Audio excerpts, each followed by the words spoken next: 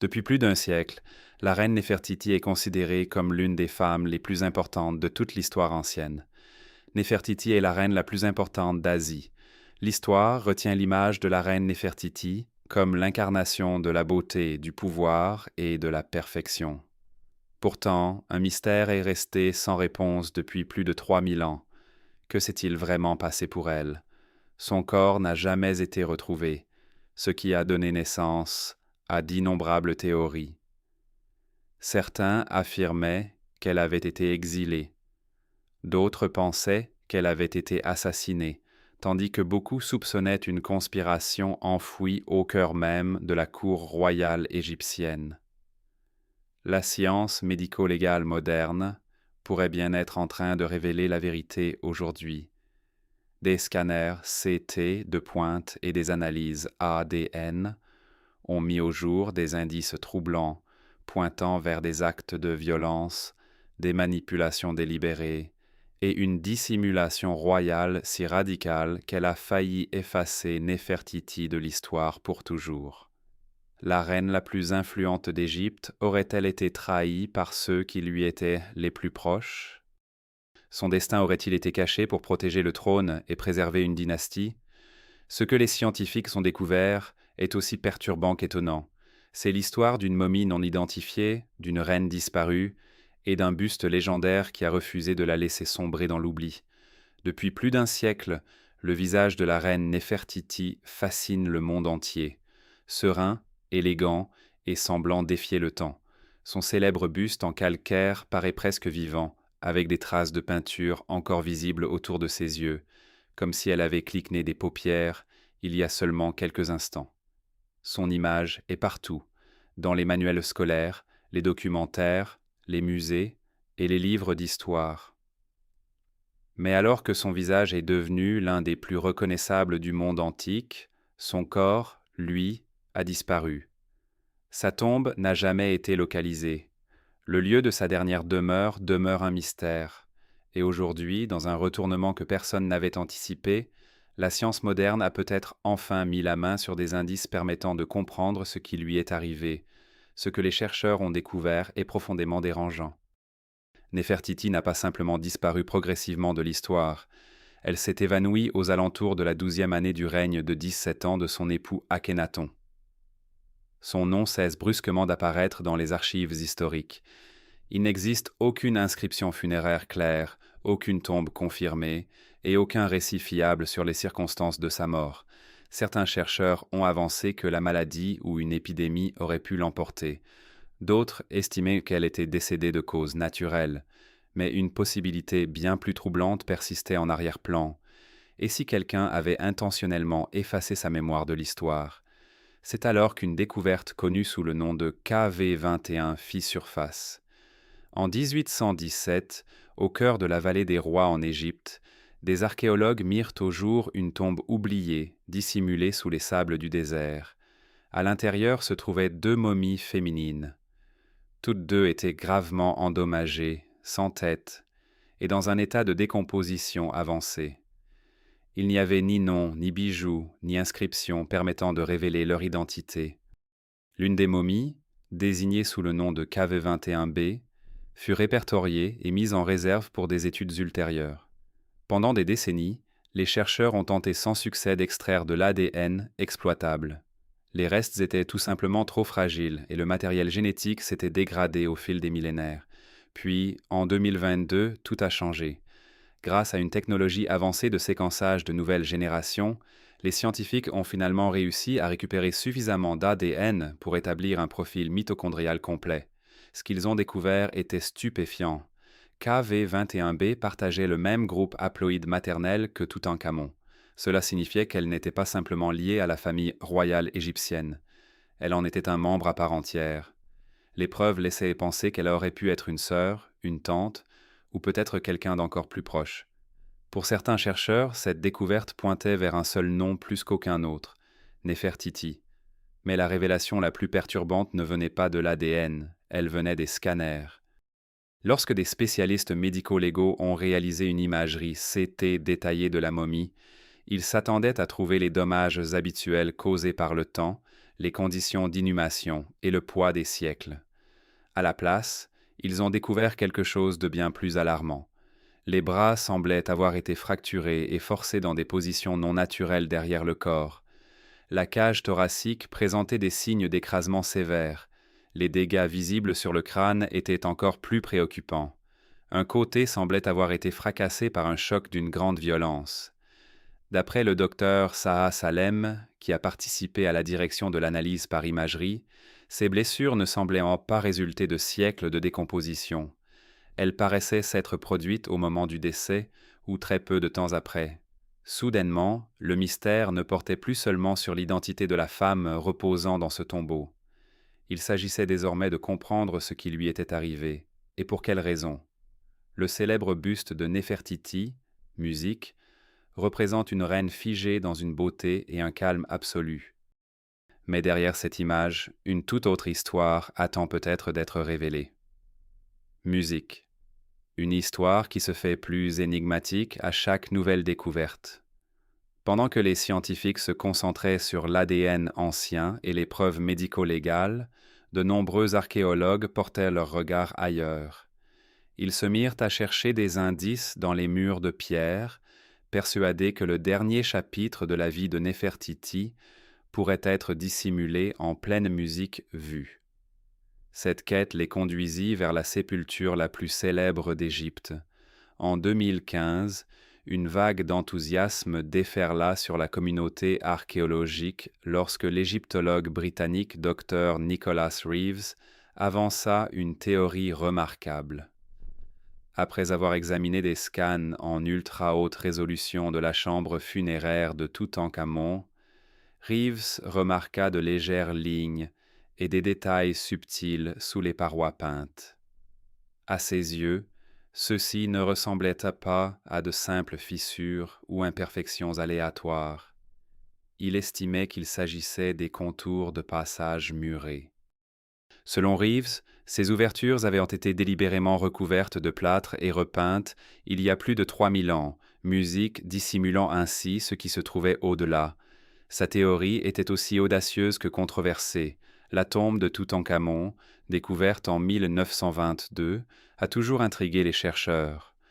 Comparée aux autres sépultures royales, elle est étonnamment exiguë et semble avoir été aménagée dans une grande précipitation. Reeves soutenait que cette tombe n'avait jamais été destinée à Toutankhamon à l'origine.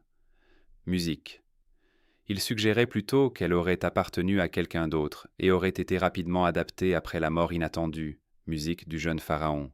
Et la personne pour laquelle il pensait qu'elle avait été construite n'était autre que Néfertiti. Reeves proposait, musique, que des chambres cachées pourraient exister au-delà des murs du tombeau, et que l'une d'elles pourrait renfermer la sépulture longtemps perdue de la plus célèbre reine d'Égypte. Si cela s'avérait exact, son lieu de repos aurait pu demeurer intact et inconnu, musique, pendant plus de 3 millénaires. Cette possibilité captiva le monde entier. Bientôt, musique des équipes commencèrent à rechercher des preuves. Des scans par radar à pénétration de sol réalisés par des chercheurs japonais semblèrent détecter des vides inhabituels derrière les parois nord et ouest de la chambre funéraire. Ces résultats étaient suffisamment intrigants pour que le ministère égyptien des Antiquités, alors dirigé par le docteur Mamdou Elder Martati, reconnaisse que ces anomalies pourraient correspondre à des espaces cachés, voire à des pièces jusqu'alors inconnues. À mesure que la nouvelle se répandait, les spéculations s'intensifiaient. La tombe de Néfertiti était-elle vraiment dissimulée juste derrière les murs de la chambre funéraire de Toutankhamon? L'une des plus grandes découvertes de l'archéologie l'art musique attendait-elle à quelques mètres de là? Les murmures se transformèrent rapidement en un débat mondial, et le mystère de Néfertiti sembla plus près que jamais d'être résolu. Néfertiti avait-elle vraiment été là depuis le début, reposant à quelques mètres à peine derrière les murs du tombeau de Toutankhamon, caché derrière le masque d'or du jeune roi pendant musique plus de 3000 ans? Un instant, cela parut possible. Mais en 2018, musique, l'enthousiasme commença à retomber. Une équipe de chercheurs italiens mena une nouvelle étude à l'aide d'une technologie radar plus avancée et plus sensible. Leurs résultats ne confirmèrent pas l'existence musique, de chambres secrètes derrière les parois. Selon leurs conclusions, les anomalies détectées précédemment pourraient simplement s'expliquer par des variations naturelles dans le substrat calcaire. Pour beaucoup, musique le mystère semblait résolu. Pourtant, le débat refusa de disparaître. Certains chercheurs estimèrent que les scans ultérieurs avaient peut-être été mal interprétés. D'autres avancèrent que des pressions extérieures ou des intérêts concurrents avaient pu influencer les conclusions. Vraies ou non, musique, ces divergences maintinrent la théorie de Nicholas Reeves bien vivante. C'est précisément ce qui rend ce mystère si captivant. Les anciens Égyptiens étaient de véritables maîtres du secret. Leurs tombes étaient conçues avec soin pour tromper les voleurs, dissimuler les trésors et protéger les défunts. Les passages cachés, les fausses portes et les tromperies élaborées constituaient des éléments courants des sépultures royales. La question demeure donc entière. La tombe de Néfertiti pourrait-elle être la plus grande supercherie de toutes? Mais le mystère ne s'arrête pas là. Bien avant que les tests ADN et les scanners radar entrent en jeu, les égyptologues se débattaient déjà avec une autre question déconcertante. Qui gouvernait l'Égypte durant les années tumultueuses séparant la mort d'Akhenaton de l'avènement de Toutankhamon? Les archives antiques mentionnent un pharaon mystérieux connu sous le nom de Sméankare, un souverain apparu soudainement qui ne régna que peu de temps, puis sembla disparaître de l'histoire presque sans laisser de traces. Pourtant, certains chercheurs ont avancé une hypothèse remarquable. Et si Sméankare n'était pas un homme du tout? Depuis de nombreuses années, un nombre croissant d'érudits explore la théorie selon laquelle Néfertiti aurait elle-même accédé au trône sous une identité royale différente. Loin d'être pure spéculation, cette idée s'appuie sur des indices intrigants découverts dans des inscriptions endommagées, des reliefs de temples et des fragments de documents historiques. Certaines représentations semblent dépeindre un souverain arborant des symboles royaux traditionnellement associés à un roi, notamment la double couronne d'Égypte et la fausse barbe cérémonielle. Dans plusieurs cas, des noms et des titres paraissent avoir été modifiés ou effacés, avec des traces suggérant des liens avec le statut royal propre à Néfertiti. Si cette théorie s'avère exacte, alors Néfertiti n'aurait peut-être pas disparu après la mort d'Akhenaton. Elle aurait pu continuer à gouverner l'Égypte en secret, adoptant une nouvelle identité en tant que pharaon, tandis que les générations suivantes s'efforçaient d'effacer toute preuve de son règne. Selon l'égyptologue Joyce Tildesley, Néfertiti était bien plus qu'une reine. Elle détenait une influence extraordinaire et une autorité religieuse considérable, se tenant aux côtés d'Akhenaton comme l'une des figures les plus puissantes d'Égypte. À mesure que le règne d'Akhenaton touchait à sa fin, quelque chose d'inhabituel commença à apparaître dans les archives historiques. Les inscriptions se mirent à désigner Néfertiti par des titres et des épithètes royaux masculins, un honneur qu'aucune reine égyptienne avant elle n'avait jamais reçu. S'agissait-il d'un simple symbolisme, ou était-ce le début de quelque chose de bien plus grand? Certains chercheurs pensent que cela aurait pu marquer une transition discrète du pouvoir. Les premiers signes que Néfertiti se préparait à régner en tant que pharaon à part entière. Les preuves deviennent encore plus troublantes à l'intérieur de la tombe de Toutankhamon. Plusieurs objets enterrés avec le jeune roi semblent avoir été créés à l'origine pour quelqu'un d'autre. Sur certains artefacts en or, des inscriptions montrent des signes de modification effectués à la hâte. Des références féminines furent supprimées et remplacées par des références masculines, comme si l'identité du propriétaire initial avait été délibérément altérée. Certains érudits soutiennent que ces objets furent à l'origine conçus pour une souveraine de sexe féminin, peut-être Néfertiti elle-même, régnant sous le nom de Sméankare, avant d'être réutilisés pour les funérailles de Toutankhamon. Si cela est vrai, cela suggère quelque chose de remarquable. L'héritage de Néfertiti n'aurait peut-être pas simplement été effacé. Il aurait été réécrit et récupéré, ne laissant derrière lui que de très faibles traces. Le mystère s'approfondit lorsque les historiens examinent le règne de Sméankare. Les archives antiques indiquent que ce souverain énigmatique gouverna l'Égypte pendant moins de 3 ans, avant de disparaître totalement des annales historiques. Aucune tombe confirmée n'a jamais été identifiée. Aucune momie n'a été liée de manière concluante à ce dirigeant. Il ne reste que des fragments d'inscriptions, des noms modifiés et des questions sans réponse. Cela a conduit certains chercheurs à soupçonner que le souverain manquant entre Akhenaton et Toutankhamon n'était pas du tout un roi oublié, mais Néfertiti elle-même, gouvernant l'Égypte sous une nouvelle identité royale. Si cette théorie est correcte, elle change absolument tout. Néfertiti n'a pas disparu après la mort d'Akhenaton. Elle aurait peut-être atteint le rang le plus élevé du royaume avant que les générations suivantes n'effacent méthodiquement les traces de son règne. À l'image du célèbre buste qui a préservé ses traits, l'histoire n'aurait conservé qu'une partie de son récit, en enfouissant tout le reste. Et au moment même où les égyptologues pensaient que le mystère ne pouvait pas se complexifier davantage, une autre momie fit son entrée dans l'enquête, simplement connue sous le nom de la Dame plus jeune. Elle fut découverte dans la tombe K535, celle qui renfermait également les restes d'Amenhotep II et de plusieurs autres momies royales. Dans un premier temps, elle ne suscita guère d'intérêt. Elle ne portait aucune inscription d'identification, aucun trésor royal, et n'offrait aucun indice évident permettant de révéler son identité. Ses restes étaient gravement endommagés, et pendant de longues années, elle fut traitée comme une simple silhouette anonyme parmi les innombrables morts de l'Égypte ancienne. Mais cet anonymat n'allait pas durer éternellement. Puis, en 2010, tout bascula.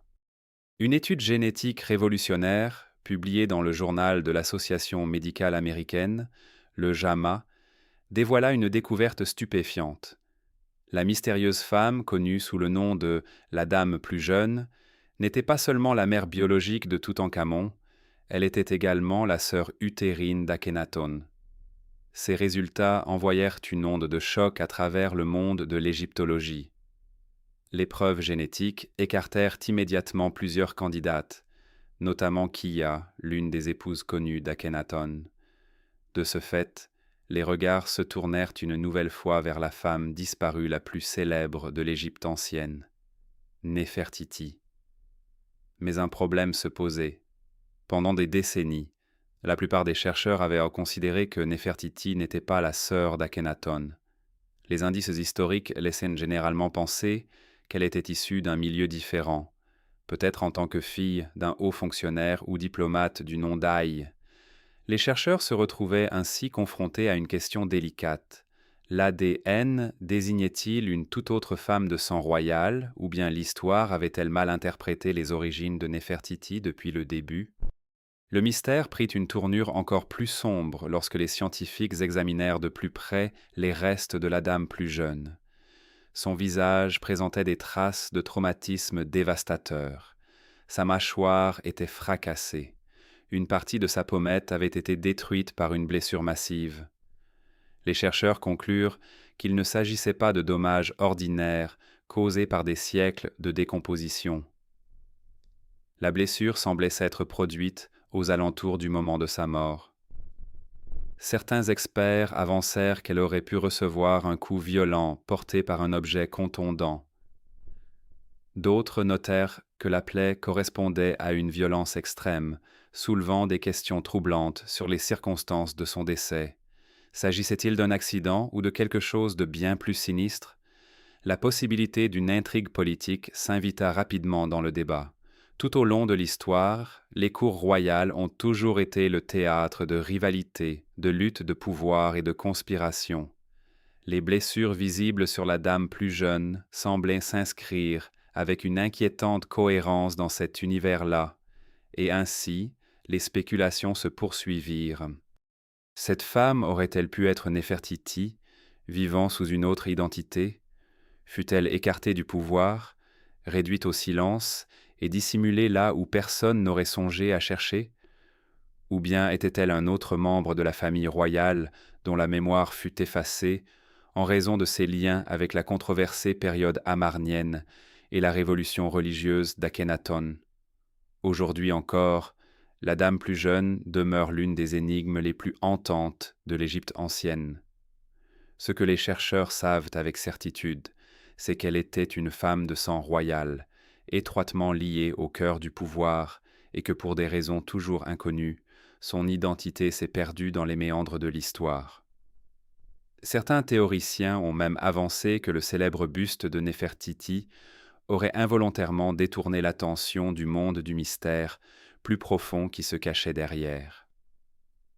Tandis que des générations entières admiraient l'image de la reine, la vérité sur la femme elle-même demeurait enfouie sous des couches de documents manquants, de restes abîmés et de questions sans réponse. Si la dame plus jeune venait un jour à être identifiée comme Néfertiti, cela transformerait radicalement notre compréhension de son histoire. Au lieu d'une reine ayant simplement disparu des archives historiques, elle allait devenir une souveraine dont les dernières années furent marquées toutes par la violence, le secret, et une volonté délibérée d'effacer son héritage, laissant le monde entier chercher la vérité plus de 3000 ans plus tard. Qu'est-il arrivé aux enfants de Néfertiti? Alors que le destin de Néfertiti elle-même continue de fasciner les historiens, un mystère tout aussi troublant entoure ses 6 filles. Nées au sein de l'une des familles les plus puissantes de l'Égypte ancienne, chacune d'elles se trouvait au cœur d'une dynastie royale. Pourtant, l'une après l'autre, elles semblèrent disparaître de l'histoire. Leurs noms, Méritaten, Meketaten, Ankhesenpaton, Néfernéferotaten, Tacherit, Néferouré et Sétépenré, figuraient autrefois en bonne place sur les murs des palais et les reliefs des temples. On les voit fréquemment représentés aux côtés de leur mère lors des cérémonies royales, des rituels religieux et des événements officiels d'État. Puis quelque chose changea. À partir de la 12e année du règne d'Akhenaton, les archives historiques commencent à se faire silencieuses. Une à une, les filles s'effacent, laissant derrière elles plus de questions que de réponses. L'une des premières à disparaître fut Meketaten, la deuxième fille de Néfertiti. La majorité des historiens pensent qu'elle mourut aux alentours de la 14e année du règne d'Akhenaton. À l'intérieur du tombeau royal d'Amarna, une scène murale remarquable représente des membres de la famille royale en deuil autour de son corps. Mais même cette image bouleversante est devenue source de débat. La scène montre une nourrice tenant un nourrisson, un détail inhabituel dans ce qui semble être un contexte funéraire. Certains chercheurs se sont demandé si Meketaten n'était pas morte en accouchant, le bébé ayant survécu. D'autres soutiennent que l'enfant pourrait avoir représenté un autre membre de la famille royale. La vérité demeure incertaine. Il y a ensuite Ankhesenpaton, peut-être la plus célèbre des filles de Néfertiti. Après l'effondrement de la cour d'Amarna, elle réapparut sous un nouveau nom, Ankhesenamun. Elle devint l'épouse de Toutankhamon, son demi-frère, et se retrouva brièvement à ses côtés, en tant que reine, durant l'une des périodes les plus tumultueuses de l'Égypte. Pourtant, son histoire n'est pas moins mystérieuse. Dans les archives de l'Empire hittite, les historiens ont découvert une lettre remarquable, rédigée par une reine égyptienne. Dans ce courrier, une femme royale désespérée suppliait le roi hittite de lui envoyer l'un de ses fils pour devenir son époux, affirmant qu'elle n'avait ni héritier ni candidat convenable pour régner à ses côtés. Cette requête stupéfia les Hittites. Un prince fut finalement envoyé en Égypte, mais il n'y arriva jamais. Il fut tué avant d'atteindre sa destination, déclenchant une crise diplomatique entre les deux royaumes. L'identité de la reine ayant rédigé cette lettre ne fut jamais consignée avec certitude. Cependant, de nombreux spécialistes pensent que l'auteur pourrait avoir été Ankhesenamun, cherchant désespérément à consolider sa position après la mort de Toutankhamon. Et puis, tout comme sa mère, elle disparut. Aucun tombeau confirmé n'a jamais été identifié. Aucune dépouille incontestable n'a été retrouvée. Elles s'effacent simplement des archives historiques. Lorsqu'on les considère ensemble, la tendance est difficile à ignorer. Une fille meurt jeune, une autre disparaît après une crise politique. Les sœurs cadettes s'évanouissent des documents survivants, sans grande explication. À la fin de la dynastie, la famille autrefois si influente qui dominait l'Égypte semble avoir été engloutie par l'histoire. Certains historiens estiment que tout cela ne relevait peut-être pas du simple hasard. La révolution religieuse d'Akhenaton fut profondément controversée. Après sa mort, les souverains suivants s'employèrent activement à restaurer les croyances traditionnelles et à effacer les traces de la période amarnienne. Les temples furent démontés, les noms furent supprimés des monuments et les archives officielles furent modifiées. Aujourd'hui, leur existence ne survit plus qu'à travers des inscriptions endommagées et des fragments de pierre brisés. C'est presque comme s'ils avaient disparu sans laisser de traces. Mais au moment même où les chercheurs pensaient se rapprocher de la résolution du mystère de la famille de Néfertiti, un nouvel indice fit surface. Non pas dans des tombeaux ou des inscriptions, mais dans l'ADN lui-même. Les scientifiques commencèrent à remarquer un schéma inquiétant dissimulé dans la composition génétique de la famille royale d'Amarna. Ce mystère ne concernait plus des tombeaux introuvables ou des identités oubliées. Il s'agissait de la lignée sanguine elle-même. Il s'agissait d'un héritage biologique qui semblait réapparaître sans cesse dans les restes associés à Akhenaton, Toutankhamon, la jeune dame, et plus tard KV-21b, la momie que certains chercheurs ont reliée à Néfertiti. Lorsque les scientifiques analysèrent l'ADN de la famille immédiate de Toutankhamon en 2010, ils découvrirent des indices suggérant plusieurs problèmes de santé héréditaires. Les données pointaient vers des traits récessifs rares, des anomalies squelettiques et une résistance physique affaiblie, des conditions souvent associées à des générations de mariages consanguins. Pour les familles royales d'Égypte, les unions entre proches parents n'avaient rien d'exceptionnel. Elles étaient perçues comme un moyen de préserver la lignée sacrée des pharaons, mais le coût génétique aurait pu être considérable.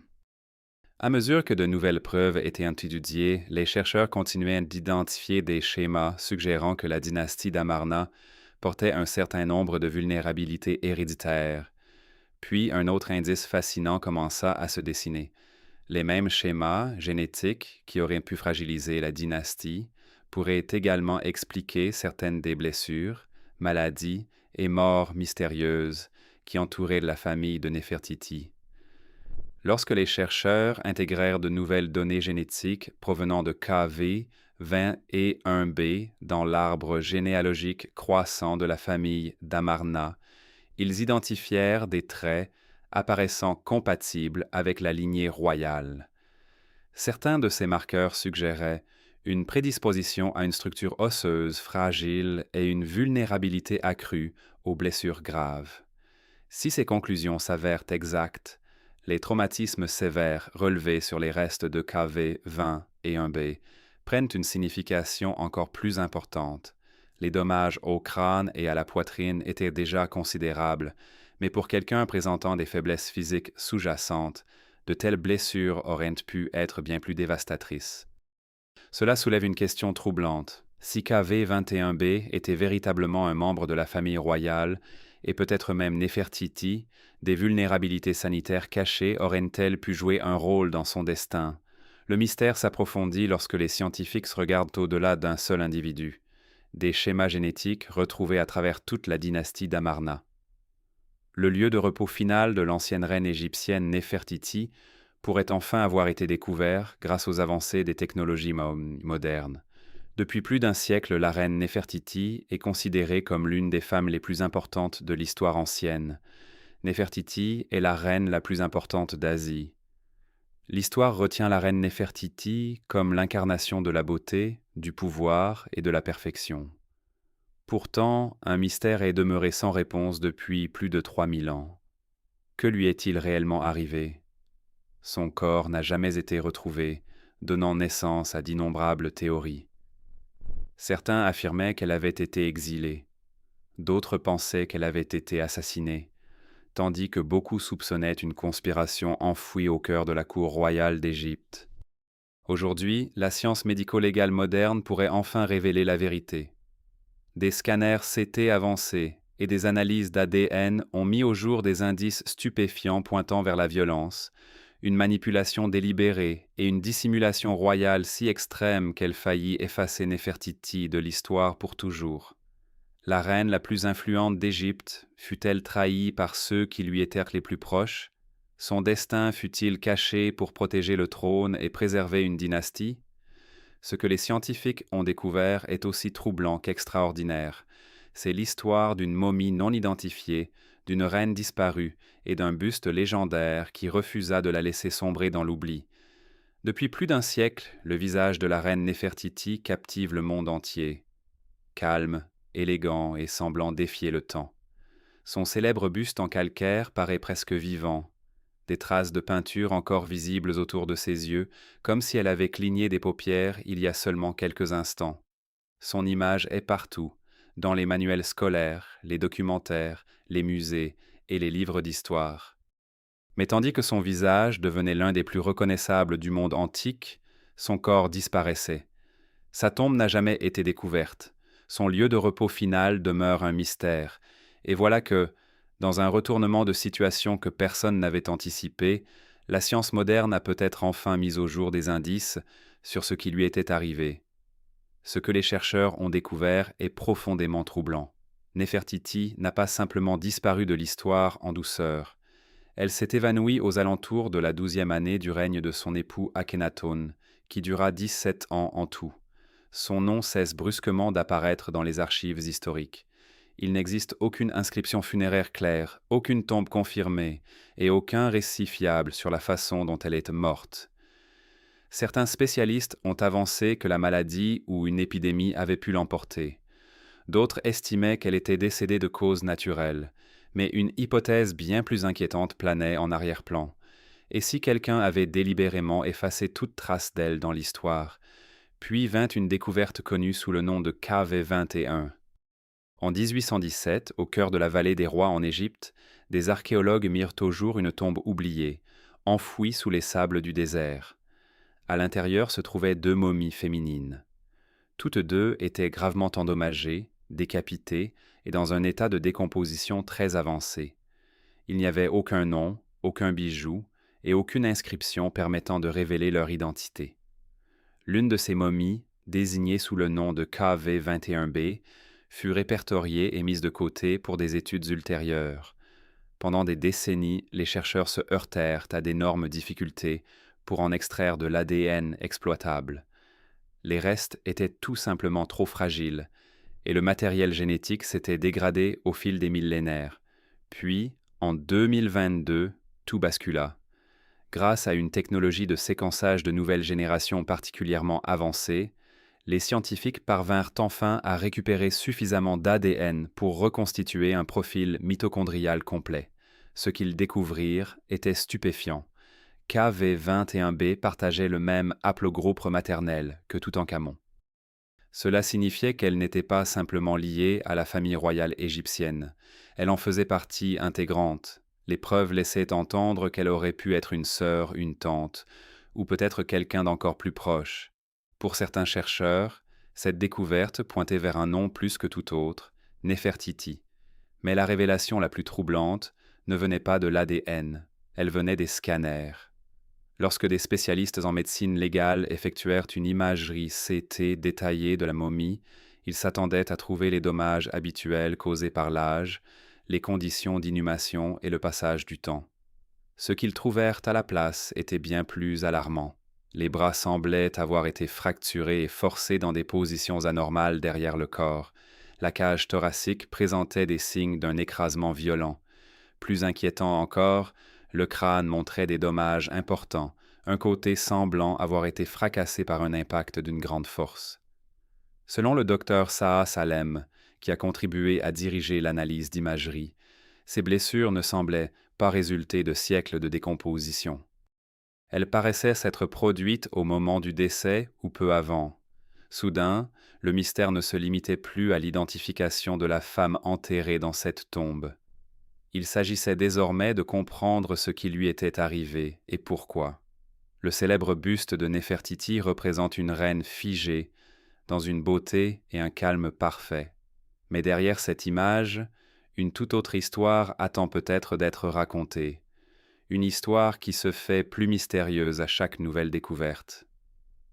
Tandis que les scientifiques se concentraient sur l'ADN ancien et les preuves médico-légales, de nombreux archéologues portèrent leur regard ailleurs. Ils se mirent à chercher des indices dans les murs de pierre, convaincus que le dernier chapitre de l'histoire de Néfertiti se cachait peut-être en pleine lumière. Cette quête les mena vers la tombe la plus célèbre d'Égypte. En 2015, une vague d'enthousiasme déferla sur la communauté archéologique lorsque l'égyptologue britannique Dr. Nicholas Reeves formula une théorie remarquable. Après avoir examiné des scans en ultra-haute résolution de la chambre funéraire de Toutankhamon, Reeves remarqua de fines lignes et des particularités subtiles sous les parois peintes. À ses yeux, elles ne ressemblaient pas à de simples fissures ou imperfections aléatoires. Il croyait y voir les contours de portes murées. Selon Reeves, ces passages avaient été délibérément recouverts de plâtre et repeints il y a plus de 3000 ans, dissimulant ce qui se trouvait derrière. Sa théorie était aussi audacieuse que controversée. La tombe de Toutankhamon, découverte en 1922, a toujours déconcerté les chercheurs. Comparée aux autres tombes royales, celle-ci est inhabituellement petite et semble avoir été achevée à la hâte. Reeves soutenait qu'elle n'avait jamais été destinée à Toutankhamon dès le départ. À la place, il avançait qu'elle aurait pu appartenir à quelqu'un d'autre et aurait été rapidement adaptée après la mort inattendue du jeune roi. Et la personne pour qui il pensait qu'elle avait été construite, c'était Néfertiti. Reeves proposait que des chambres cachées pourraient exister au-delà des murs de la tombe, et que l'une d'elles pourrait renfermer la sépulture depuis longtemps perdue de la reine la plus célèbre d'Égypte. Si cela s'avérait exact, son lieu de repos aurait pu demeurer intact et non découvert pendant plus de 3 millénaires. Cette possibilité a captivé le monde entier. Bientôt, des équipes se mirent à chercher des preuves. Des analyses radars à pénétration de sol menées par des chercheurs japonais semblèrent détecter des vides inhabituels derrière les murs nord et ouest de la chambre funéraire. Ces résultats étaient suffisamment intrigants pour que le ministère égyptien des Antiquités, dirigé à l'époque par le docteur Mamdou Elder Martati, reconnaisse que ces anomalies pourraient représenter des espaces cachés, voire des salles jusqu'alors inconnues. À mesure que la nouvelle se répandait, les spéculations s'intensifiaient. La tombe de Néfertiti était-elle vraiment dissimulée juste derrière les murs de la chambre funéraire de Toutankhamon? L'une des plus grandes découvertes de l'archéologie attendait-elle à seulement quelques mètres de là? Les murmures se transformèrent rapidement en un débat mondial, et le mystère de Néfertiti semblait plus proche d'être résolu que jamais. Néfertiti aurait-elle vraiment pu se trouver là depuis tout ce temps, reposant à quelques mètres à peine des murs de la tombe de Toutankhamon, dissimulée derrière le masque d'or du jeune roi pendant plus de 3000 ans? Un instant, cela parut possible. Mais en 2018, l'enthousiasme commença à s'estomper. Une équipe de recherche italienne effectua une nouvelle étude à l'aide d'une technologie radar plus avancée et plus sensible. Leur résultat ne permira pas de confirmer l'existence de quelques chambres cachées, que ce soit derrière les murs. Selon leurs conclusions, les anomalies détectées précédemment n'auraient pu être que de simples variations naturelles dans le substrat calcaire. Pour beaucoup, le mystère semblait résolu. Pourtant, le débat refusa de disparaître. Certains chercheurs affirmèrent que les analyses ultérieures avaient peut-être été mal interprétées. D'autres suggérèrent que des pressions extérieures ou des intérêts concurrents avaient pu influencer les conclusions. Que ce soit vrai ou non, ce désaccord fit en sorte que la théorie de Nicholas Reeves resta bien vivante. Et c'est précisément ce qui rend ce mystère si fascinant. Les anciens Égyptiens étaient membres des maîtres du secret. Leurs tombes étaient soigneusement conçues pour tromper les voleurs, dissimuler des trésors et protéger les défunts. Les passages secrets, les fausses portes et les ruses élaborées étaient des caractéristiques communes des sépultures royales. La question demeure donc entière. La tombe de Néfertiti serait-elle la plus grande tromperie de toutes? Mais le mystère ne s'arrête pas là.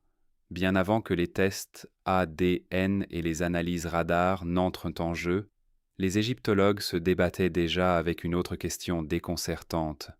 Qui régnait sur l'Égypte durant les années tumultueuses séparant la mort d'Akhénaton et l'avènement de Toutankhamon? Les archives antiques mentionnent un pharaon mystérieux connu sous le nom de Smenkhare, un souverain apparu soudainement qui ne régna que peu de temps avant de sembler disparaître de l'histoire presque sans laisser de traces. Pourtant, certains chercheurs ont avancé une possibilité remarquable. Et si Smenkhare n'était pas un homme du tout? Depuis des années, un nombre croissant de spécialistes explorent la théorie selon laquelle Néfertiti elle-même aurait pu accéder au trône sous une identité royale différente. Loin d'être de la pure spéculation, cette idée est soutenue par des indices intrigants découverts dans des inscriptions endommagées, des reliefs de temples et des fragments de documents historiques. Certaines représentations semblent montrer un souverain arborant des symboles royaux traditionnellement associés à un roi, notamment la double couronne d'Égypte et la fausse barbe cérémonielle. Dans plusieurs cas, des noms et des titres semblent avoir été modifiés ou effacés, avec des traces suggérant des liens avec le propre statut royal de Néfertiti. Si la théorie est correcte, Néfertiti n'a peut-être pas disparu après la mort d'Akhenaton. Elle aurait pu continuer à gouverner l'Égypte en secret en adoptant une nouvelle identité en tant que pharaon, tandis que les générations suivantes s'employaient à effacer les traces de son règne de l'histoire. Selon l'égyptologue Dr. Joyce Tildesley, Néfertiti était bien plus qu'une simple reine. Elle exerçait une influence extraordinaire et une autorité religieuse considérable, se tenant aux côtés d'Akhenaton comme l'une des figures les plus puissantes d'Égypte. À mesure que le règne d'Akhenaton touchait à sa fin, quelque chose d'inhabituel commença à apparaître dans les archives historiques. Les inscriptions se mirent à désigner Néfertiti avec des titres royaux et des épithètes masculins, un honneur qu'aucune reine égyptienne avant elle n'avait jamais reçu. S'agissait-il d'un simple symbolisme, ou bien était-ce le début de quelque chose de bien plus grand? Certains chercheurs estiment que cela aurait pu marquer une transition silencieuse du pouvoir. Les premiers signes que Néfertiti se préparait à régner en tant que pharaon à part entière. Les preuves deviennent encore plus fascinantes à l'intérieur de la tombe de Toutankhamon. Plusieurs objets enterrés avec le jeune roi semblent avoir été créés pour quelqu'un d'autre. Sur certains artefacts en or, les inscriptions montrent des signes de modification effectués à la hâte. Les références féminines ont été supprimées et remplacées par des références masculines, comme si l'identité du propriétaire d'origine avait été délibérément modifiée. Certains spécialistes avancent que ces objets avaient été fabriqués à l'origine pour une dirigeante féminine, peut-être Néfertiti elle-même, régnant sous le nom de Smenkhkare, avant d'être réutilisés pour la sépulture de Toutankhamon. Si cela est avéré, cela laisse entrevoir quelque chose de remarquable. L'héritage de Néfertiti n'aurait pas simplement été effacé, il aurait été réécrit et récupéré, ne laissant derrière lui que de très faibles traces. Le mystère s'approfondit lorsque les historiens examinent le règne de Smenkhkare. Les archives antiques indiquent que cet énigmatique souverain gouverna l'Égypte pendant moins de 3 ans, avant de disparaître totalement des annales historiques. Aucune tombe confirmée n'a jamais été identifiée. Aucune momie n'a été reliée de façon concluante à ce dirigeant. Il ne reste que des fragments d'inscriptions, des noms modifiés et des questions sans réponse. Cela a conduit certains chercheurs à soupçonner que le souverain manquant entre Akhenaton et Toutankhamon n'était pas du tout un roi oublié, mais bien Néfertiti elle-même, gouvernant l'Égypte sous une nouvelle identité royale. Si cette théorie s'avère exacte, elle change absolument tout. Néfertiti n'a pas disparu après la mort d'Akhenaton. Elle aurait au contraire pu s'élever jusqu'à la position la plus haute du royaume, avant que les générations ultérieures n'effacent méthodiquement les preuves de son règne. À l'instar du célèbre buste qui a préservé son visage, l'histoire n'aurait conservé qu'une partie de son histoire en ensevelissant le reste. Et au moment précis où les égyptologues pensaient que le mystère ne pouvait pas se compliquer davantage, une autre momie fit son entrée dans l'enquête. Connue simplement sous le nom de Dame Jeune, elle fut découverte dans la tombe K535, qui renfermait également les restes d'Amenhotep II, ainsi que plusieurs autres momies royales. Dans un premier temps, elle suscita peu d'attention. Elle ne portait aucune inscription d'identification, aucun trésor royal, et ne présentait aucun indice évident révélant son identité. Ses restes étaient indégravement endommagés et, pendant des années, Elle fut traitée comme une simple figure anonyme parmi les innombrables morts de l'Égypte. Mais cet anonymat n'allait pas durer longtemps. Puis, en 2010, tout bascula. Une étude génétique révolutionnaire publiée dans le Journal of the American Medical Association, le JAMA, révéla une découverte stupéfiante. La mystérieuse femme connue sous le nom de Dame Jeune n'était pas seulement la mère biologique de Toutankhamon, elle était également la sœur utérine d'Akhenaton. Ces conclusions envoyèrent des ondes de choc à travers le monde de l'égyptologie. Les preuves génétiques écartèrent immédiatement plusieurs candidates, dont Kiya, l'une des épouses connues d'Akhenaton. En conséquence, l'attention se reporta une nouvelle fois sur la femme disparue la plus célèbre de l'Égypte antique, Néfertiti. Mais il y avait un problème. Pendant des décennies, la plupart des spécialistes avaient considéré que Néfertiti n'était pas la sœur d'Akhenaton.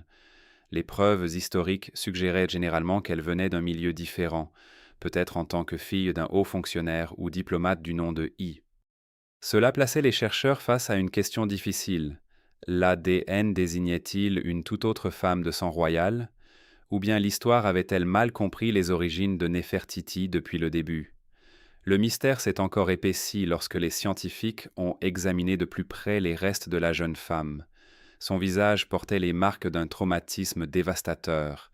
Sa mâchoire était fracassée. Une partie de sa pommette avait été détruite par une blessure d'une violence extrême. Les chercheurs ont conclu qu'il ne s'agissait pas de dommages ordinaires causés par des siècles de dégradation. La blessure semblait s'être produite aux alentours du moment de sa mort. Certains experts ont avancé qu'elle aurait pu recevoir un coup puissant porté par un objet contondant. D'autres ont relevé que la blessure correspondait à une violence sévère, soulevant des questions troublantes quant aux circonstances de sa mort. S'agissait-il d'un accident ou de quelque chose de beaucoup plus sombre? La possibilité d'une intrigue politique s'est rapidement invitée dans le débat. Tout au long de l'histoire, les cours royales ont été le théâtre de rivalités, de luttes de pouvoir et de conspirations. Les blessures observées sur la jeune femme semblaient s'inscrire de façon terriblement cohérente dans cet univers. Et la spéculation a continué. Cette femme aurait-elle pu être Néfertiti vivant sous une autre identité? A-t-elle été écartée du pouvoir, réduite au silence, puis cachée là où personne n'aurait songé à la chercher? Ou était-elle une autre membre de la famille royale, dont la mémoire fut effacée en raison de son lien avec la période controversée d'Amarna et la révolution religieuse d'Akhenaton? Encore aujourd'hui, la jeune femme demeure l'un des mystères les plus troublants de l'Égypte. Ce que les chercheurs savent avec certitude, c'est qu'elle était une femme de rang royal. Elle était étroitement liée au cercle du pouvoir, et pour des raisons encore inconnues, son identité s'est perdue dans les méandres de l'histoire. Certains théoriciens ont même avancé que le célèbre buste de Néfertiti avait peut-être détourné involontairement l'attention du monde du mystère plus profond qui se cachait derrière. Tandis que des générations entières admirèrent l'image de la reine, la vérité sur la femme elle-même restait enfouie sous des couches de documents manquants, de restes endommagés et de questions sans réponse. Si la jeune femme était un jour prouvée être Néfertiti, cela transformerait radicalement notre compréhension de son histoire. Plutôt qu'une reine qui a simplement disparu des archives historiques, elle deviendrait une souveraine dont les dernières années furent marquées par la violence, le secret et une volonté délibérée d'effacer son héritage, laissant le monde entier en quête de vérité plus de 3000 ans après sa mort. Qu'est-il arrivé aux enfants de Néfertiti? Tandis que le sort de Néfertiti elle-même continue de fasciner les historiens, un mystère tout aussi troublant entoure ses 6 filles. Nées au sein de l'une des familles les plus puissantes de l'Égypte ancienne, chacune d'elles se trouvait au cœur d'une dynastie royale. Pourtant, l'une après l'autre, elles semblent avoir disparu de l'histoire. Leurs noms, Meritaton, Meketaton, Ankhesenpaaton, Neferneferuaton, Tachérit, Neferneferuret et Setepenret figuraient autrefois en bonne place sur les murs des palais et les bas-reliefs des temples. Elles sont fréquemment représentées aux côtés de leur mère lors des cérémonies royales, des rituels religieux et des événements officiels de l'État. Puis, quelque chose a changé. À partir de la 12e année du règne d'Akhénaton, les archives historiques commencent à se faire silencieuses. Une à une, les filles s'effacent, laissant derrière elles plus de questions que de réponses. L'une des premières à disparaître fut Mekhétaton, la deuxième fille de Néfertiti. La plupart des historiens estiment qu'elle mourut aux alentours de la 14e année du règne d'Akhénaton. À l'intérieur du tombeau royal d'Amarna, une remarquable scène murale représente des membres de la famille royale pleurant au-dessus de son corps. Mais même cette image déchirante est devenue source de débat. La scène inclut une nourrice tenant un nourrisson, un détail inhabituel dans ce qui semble être un contexte funèbre. Certains chercheurs se sont alors demandé si Mekhétaton n'était peut-être morte en couche, le bébé ayant survécu. D'autres chercheurs avancent que cet enfant aurait pu représenter un autre membre de la famille royale. La vérité demeure incertaine. Vient ensuite Ankizamparton, sans doute la plus célèbre des filles de Néfertiti. Après l'effondrement de la cour d'Amarna, elle réapparut sous un nouveau nom, Anesamun.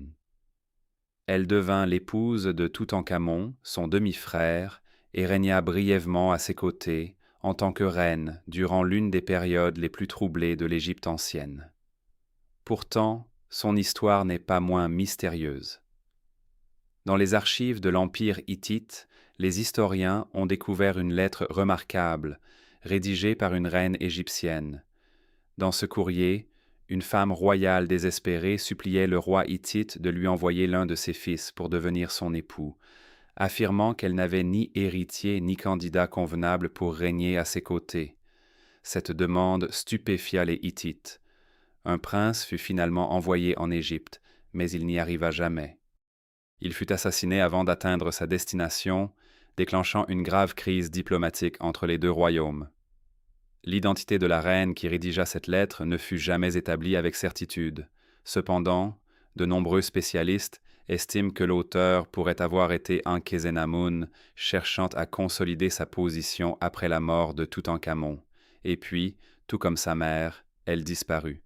Aucune tombe confirmée n'a jamais été identifiée. Aucune dépouille incontestée n'a été retrouvée.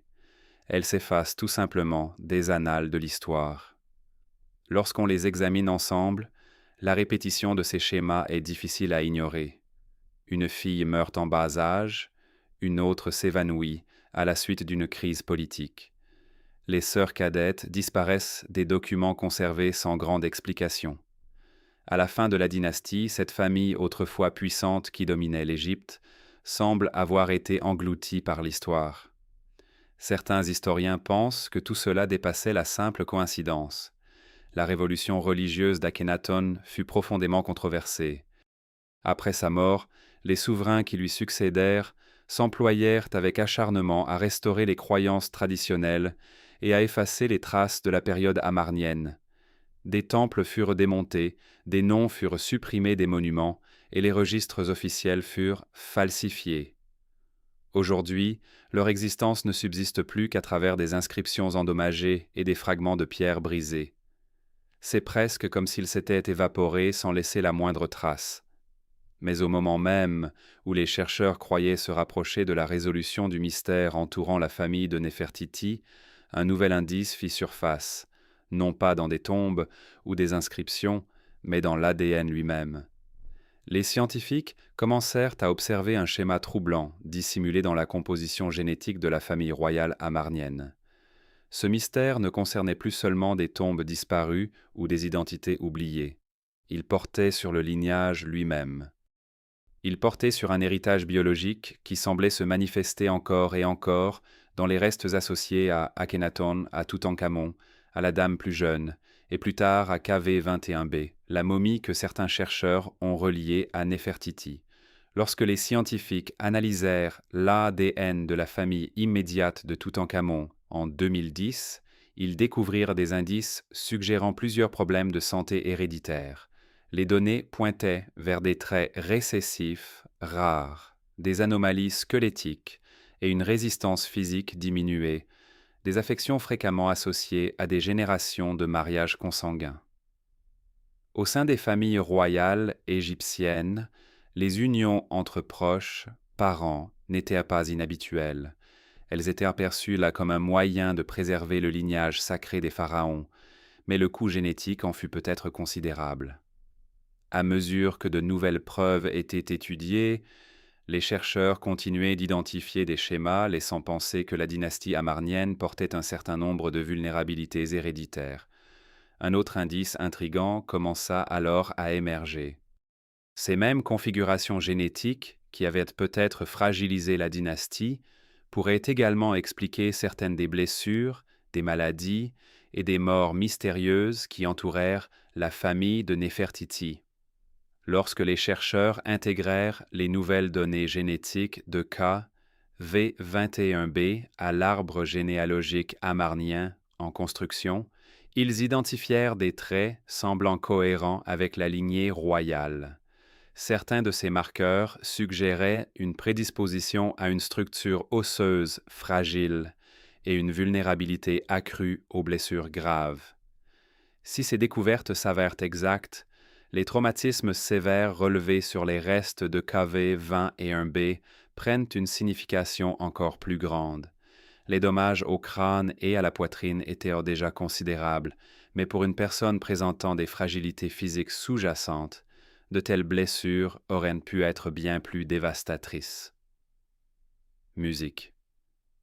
Cela soulève une question troublante.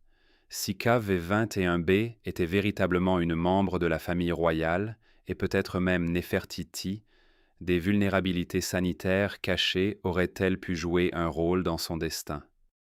Le mystère s'approfondit lorsque les scientifiques élargissent leur regard au-delà d'un seul individu. Des schémas génétiques ont été identifiés à travers l'ensemble de la dynastie d'Amarna.